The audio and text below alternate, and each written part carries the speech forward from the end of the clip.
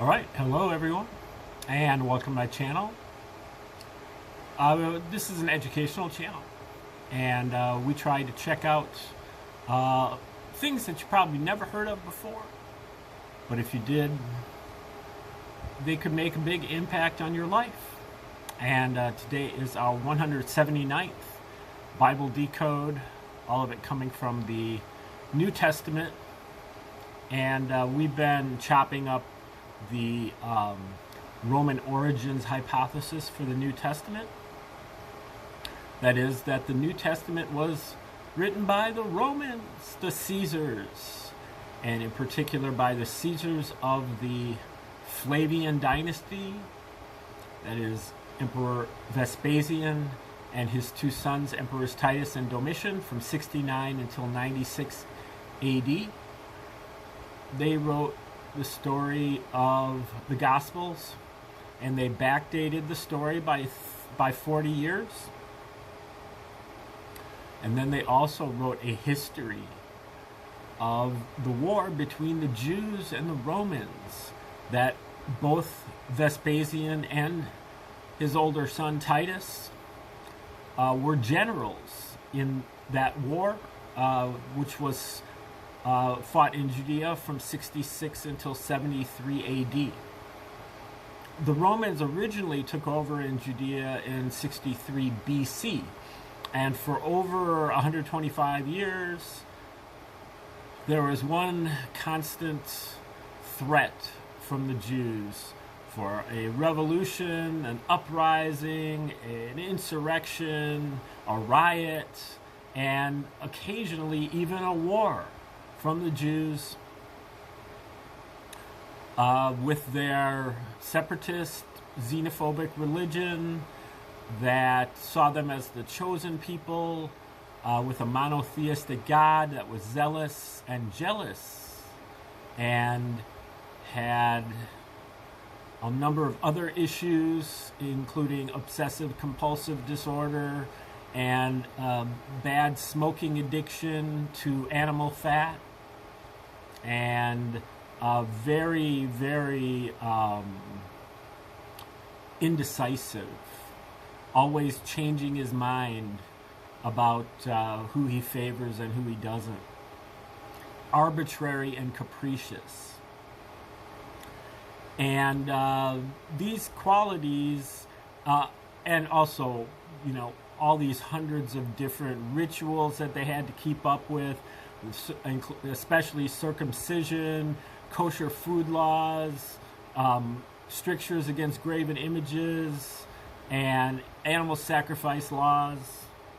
It was all a little bit much. The Jews were, in fact, willing to die to maintain these rituals, and so they just became very high maintenance for the Romans. And then Vespasian and Titus were both wounded in the war. And I think when they finally beat the Jews and destroyed Jerusalem, they still saw the Jews as a threat. And they also recognized that thousands of Jews were being made slaves by the Romans. Those who were not executed outright became slaves. And so they decided, they also knew that the Jews were literally waiting for a Messiah. But the Messiah they were waiting for was a military commander who would help them throw out the Romans. And that's exactly what happened in 66 AD. Three kind of self-proclaimed messiahs, Simon, John, and Eleazar, all put their forces together and kicked out Herod Agrippa of the client kings of Rome, the Herod family. Sent him packing back to Rome, and caused Emperor Nero to send in General Vespasian to quell the revolt. And so the Romans wanted to figure out what they could do to kind of neutralize, to tame, to domesticate, to prune the Jews. And they reached into their bag of psychological operations, which were the Romans were real good at, and they wrote the story of a Jewish savior who instead was a prince of peace and believed in rendering unto Caesar what is Caesar's, walking an extra mile with the Roman soldiers' pack, turning the other cheek to oppression, believing that the Roman centurion, uncircumcised slave owner, had the greatest faith in all of Israel, and exhorted his God to forgive the Romans. So,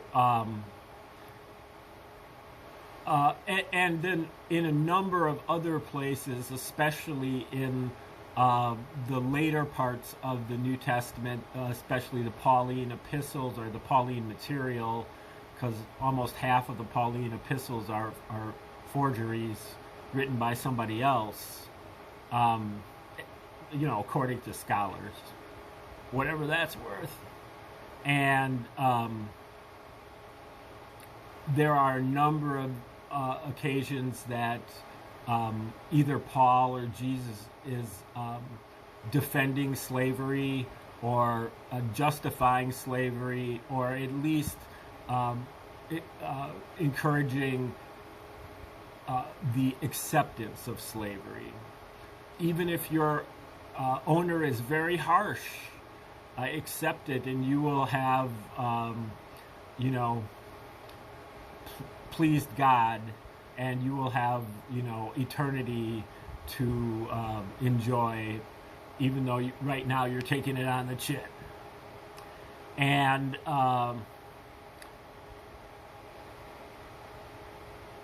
there were other side motives, I think, for the Romans, especially Emperor Titus.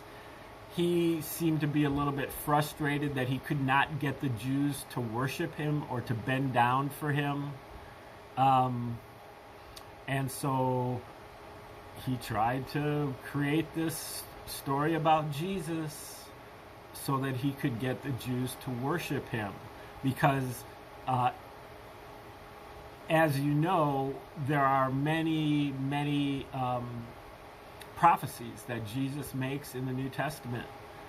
And quite a few of these prophecies, all of them, I believe, are fulfilled in the pages of this history that they wrote called War of the Jews, with Titus and Vespasian as the protagonists.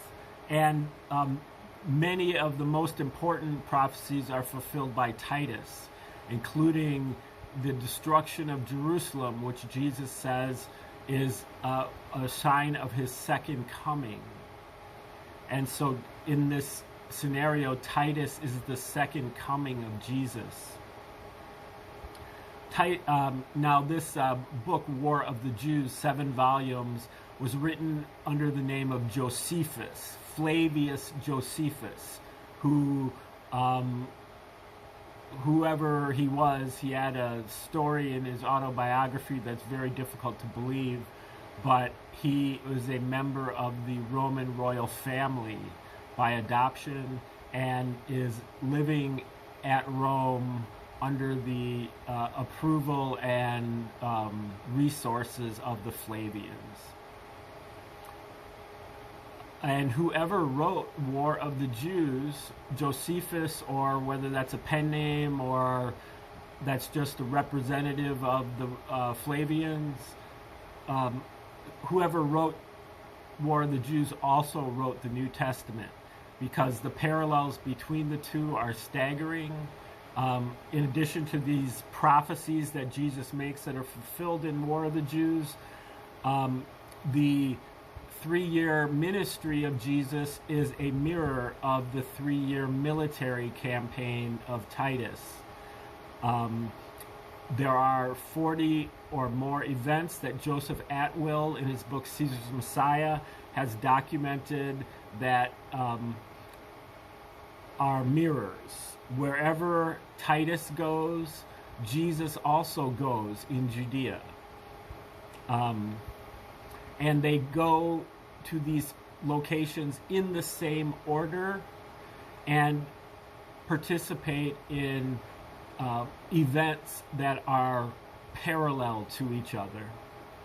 And the events are exactly 40 years apart. And again, that's not just a couple of episodes, it's over 40 of them. And then more recently, just last year, Michael Menescot's published a book called Christianity's Origins as a Flavian Secrecy Cult. He dug further into the book of Luke and located over 250 parallels between the book of Luke and War of the Jews.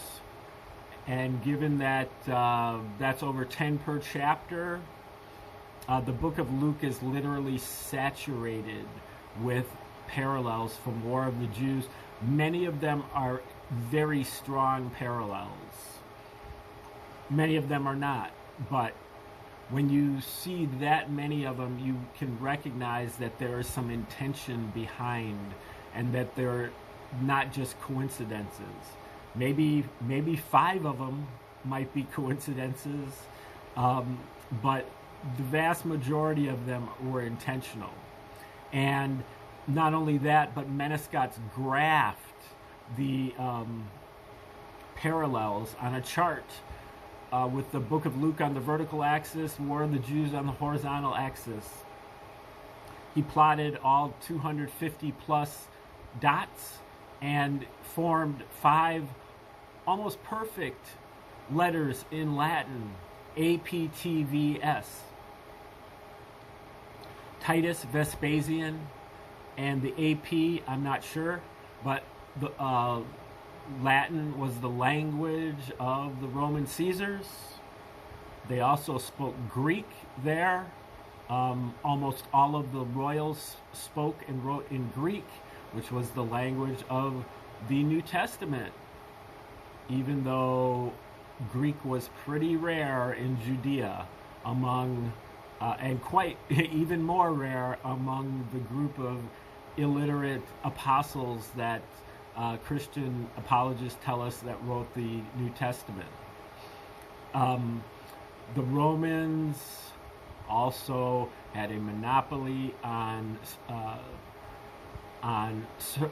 censorship, on publishing, and on distribution.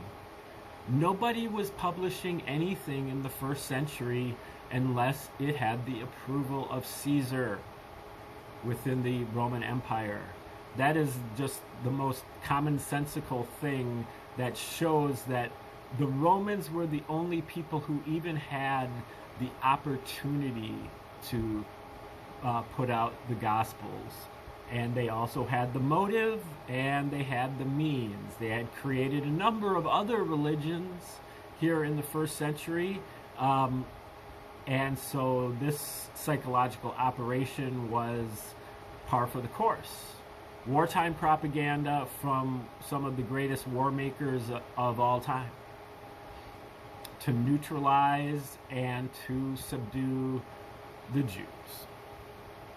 Now, what we're pretty much looking at in this series of videos, of which this is the 10th, is we're taking an examination of a book of Christian apologetics called The Case for Christ by Lee Strobel. And in this book, this apologist, who was a court reporter, went around the country and interviewed about a dozen scholars, Christian apologist scholars, about various aspects of the New Testament, and kind of tries to construct the case for Christ. The book is the book that you would be getting if you have a Christian friend and they're trying to convert you. They will give you Lee Strobel's The Case for Christ. What they don't know, and what Lee Strobel and his associates don't know, is the Roman origins hypothesis for the New Testament. Because if they did, they would realize that the joke is on them. The book, The Case for Christ, makes a much better case for Caesar. In The Case for Christ, they are quite often pleading ignorance. Well, we have no idea how this could have happened, and so it's easy to think that God might have done it. But if you have the Roman origins hypothesis, it's much, much easier to think that the Romans did it. The Romans made up the whole story and had very powerful motives to do so. And they had, this is possibly the most successful piece of psychological operation that I've seen, lasting over 2,000 years. And, you can see that for the Romans, the hatred is just coming out of the cracks of these books, because these are brutal and ridiculing messages that they're giving to the Jews. Not only are they coming up with parallels and so on, but the parallels are mean-spirited and mocking, and sometimes pornographic, cannibalistic, and ultra-violent. So, worship these books at your peril, whether it's the New Testament or whether it's the history written by Josephus. Both of them are complete frauds, and that kind of destroys all scholarship of the 1st century AD until the Dead Sea Scrolls were discovered. And they may have been written in the 1st century. Anyway, we're going to look over some of the arguments here. We're toward the end of this book, but some of the arguments made by these Christian apologists and show the kind of the alternatives.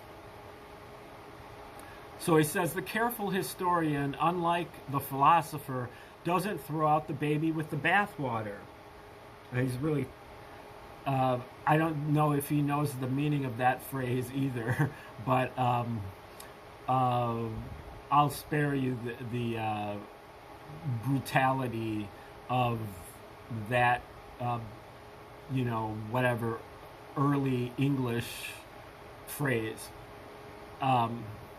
This suggests that there is a historical core to this story that is reliable and can be depended on, however conflicting the secondary details might be. He's talking about the empty tomb. So he says, when you look at, this is a guy named Craig, when you look at Mark's theology, he loves to emphasize the fright and terror and worship in the presence of the divine. It seems like all of them, when they're talking about the empty tomb, are kind of doing that. And it's like they are spiritualizing the moment. They see each other in the tomb, but they see them with these shimmering garments, and they immediately go to, this is an angel. He looks just like, looks just like John, but it's really an angel. And he's telling me that, Jesus has been risen.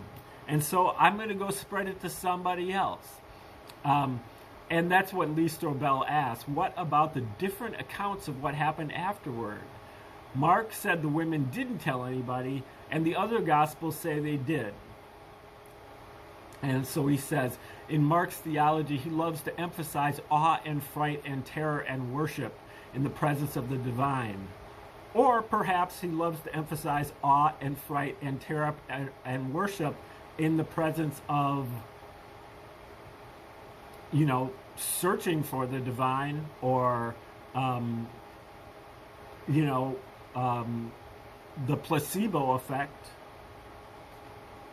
But regardless, the whole thing is fiction anyway, so that's just kind of a hypothetical. But that actually is much more relevant to the Old Testament. A lot of the Old Testament, there is a tendency to take various characters and spiritualize them, various words and spiritualize them, like the word Yahweh Elohim, which is pointing at an individual who is a group of gods with a small g, meaning like very advanced beings, but definitely mortal and fallible. And we translate that as God, or the Malachim in the Old Testament, which we translate as the angel. But that is certainly not a translation that bears itself out. It's more like a henchman of Yahweh Elohim is what it is. Okay, so continuing Craig's thought, part of Mark's literary and theological style, it could be well that this was a temporary silence, and then the women went back and told the others. So Mark said that they didn't, and all the rest did. I suppose that's possible. It had to be a temporary silence, otherwise Mark couldn't be telling the story about it. Another criticism of the empty tomb story. However, the Gospels report that Jesus was really in the tomb 1 full day, 2 full nights, and part of 2 days. Isn't this an example of Jesus being wrong and not fulfilling his own prophecy? And Craig simply says, according to early Jewish time reckoning, any part of a day counted as a full day. I suppose that's possible as well. Okay. We can tell from the language, grammar, and style that Mark got his empty tomb story, actually his whole passion narrative, from an earlier source. And he says, in fact, there's evidence it was written before 37 A.D.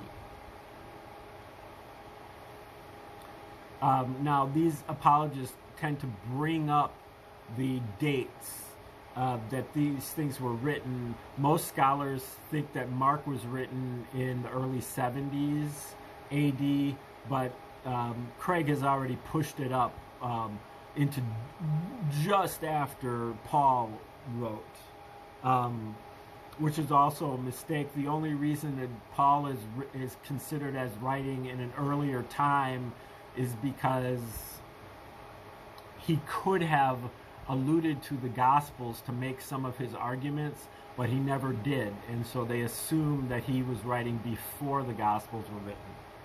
But anyway, Kersop Lake suggested in 1907 that the women merely went to the wrong tomb. That's exactly what Joseph Atwill says. They went to Lazarus's tomb. And Lazarus had been resurrected by Jesus several days earlier. And so there was an empty tomb with a sudarian, or the Greek thing that you cover your head with, that is not part of any type of Jewish ritual whatsoever. Lake didn't generate any following with this, Craig sighed. He said the reason is that the site of Jesus' tomb was known to the Jewish authorities. Even if the women had made this mistake, the authorities would have been only too happy to point out the tomb and correct the disciples' error when they began to proclaim that Jesus has risen from the dead. I don't know anybody who holds to Lake's theory today.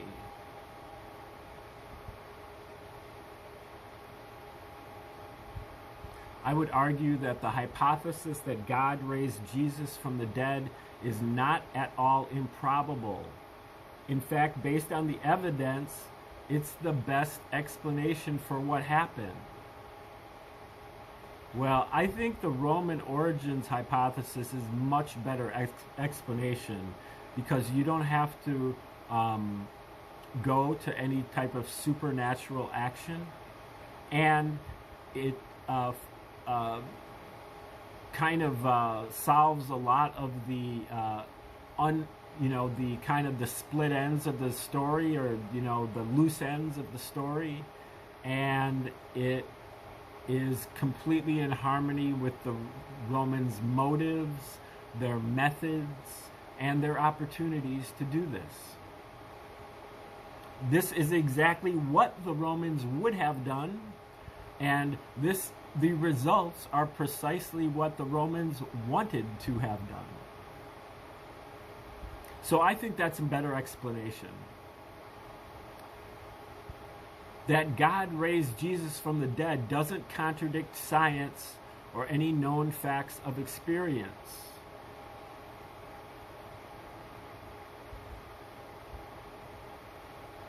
I guess. Okay, next chapter. He's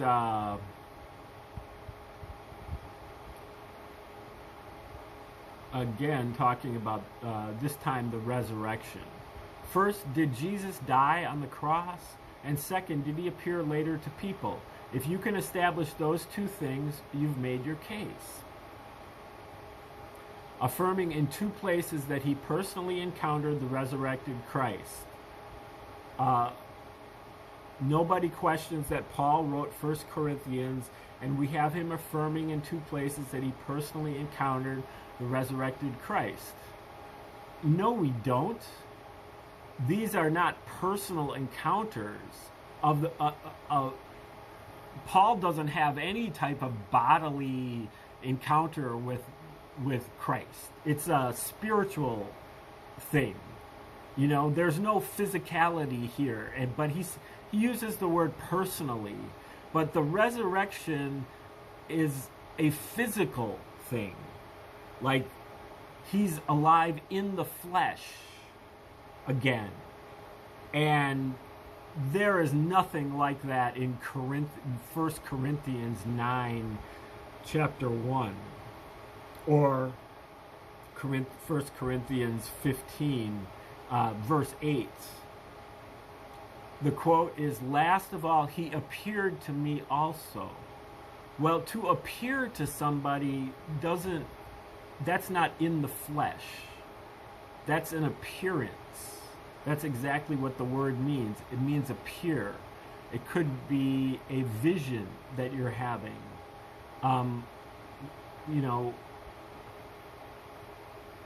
He could have made a case better than that, I would say. Third, the original text uses Cephas for Peter, which is his Aramaic name. In fact, the Aramaic itself could indicate a very early origin. So there's one word of Aramaic in the thing, and he's going to an early origin, when in fact the entire thing, the entire New Testament should be in Aramaic. Otherwise, it's a total red flag, because Jesus and his apostles would have been speaking Aramaic. So what is the New Testament doing in Greek? But instead, he flips it over, and he's pointing at one single word, that Cephas, the name for Peter. One single word that's in Aramaic in the New Testament, and he's twisting it to make it seem like that even makes it more, probable, a very early origin. Like, he's kind of implying that it was originally written in Aramaic, almost. I don't know if that is what he thinks. Fourth, the creed uses several other primitive phrases that Paul would not customarily use, like the 12, the third day, he was raised, and others. See, when you compare this to the Roman origins hypothesis, he's calling these creeds. These are what you would call codes or ciphers when looking at the Roman stuff. And that is like the weakest. Those are the weakest parallels in that 250 plus parallels that Michael Menescot's found, is when, you know, maybe all three of these are used. The 12, the third day, and he was raised. And that's pretty much like the minimum standard for one parallel. And there's several of them that have maybe like a dozen of those creeds or codes or code words or ciphers or whatever you want to call them. So again, this is a lot weaker sauce than what's in the Roman origins hypothesis. And others. Fifth, the use of certain words is similar to Aramaic and Mishnaic Hebrew means of narration. I would concur with the scholars who believe that Paul received this material 3 years after his conversion. That's, you know, talking about the road to Damascus conversion, when he took a trip to Jerusalem and met with Peter and James. Now, I would say that's a huge stretch, because, I mean, even if you are not recognizing that this whole thing is fiction, but Peter and James, especially James, well, both of them, seem to have no recollection of this meeting that they had with Paul, and it has absolutely no effect on them. They both continue to be Jews, and like they both continue to follow the Jewish rituals.